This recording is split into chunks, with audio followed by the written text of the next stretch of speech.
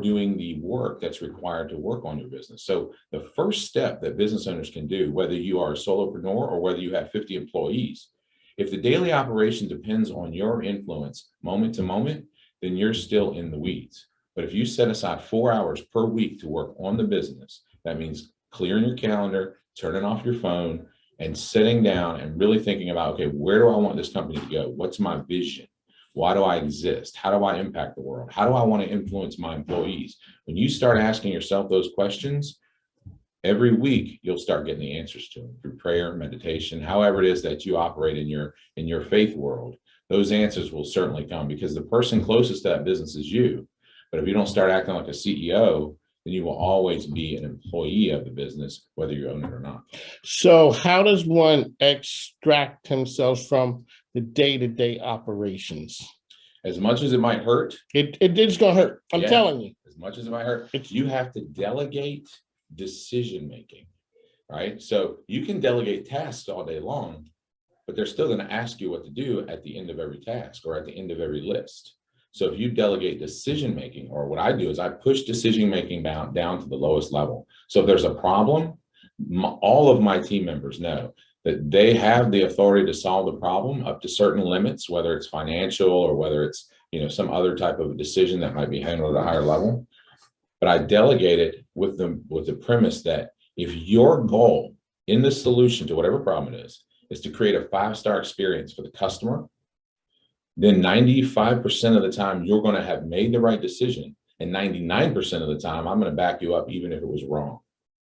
And if you can start to implement that kind of a culture, then you're delegating authority and responsibility and decision-making, which is the thing that takes up all of your headspace, to your team members. But what you're doing in the process is you're empowering them to be more of what they are really designed for in the first place.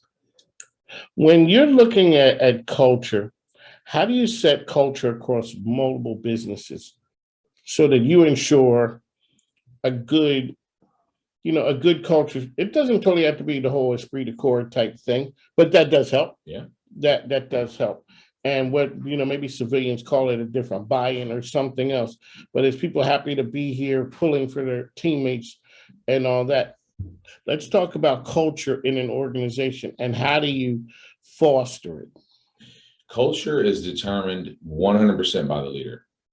And the way to foster the culture, I believe cultures start with communication. So what we do, and this is, again, before I became a consultant, I implemented these very tools and techniques into our construction companies for that very reason, because I was merging two companies. So the first thing I started with was establishing a neutral to positive mindset and gave guidelines on how to make decisions to create a 5-star experience, not only for the customers, but also for each team member. And so everybody that goes through orientation understands the neutral to positive mindset. But that's only where it began. Then we implemented the same tools that I use with my clients. I started by implementing them in my own business. That's the reason why I can speak to them so passionately, is because I know they work. And here's what you do. You create a language of leadership that everybody speaks. And it starts with things like the 5 voices. So we all have a leadership voice. We discover the leadership voice and those tendencies. Then we all understand, like Jerry is a connector.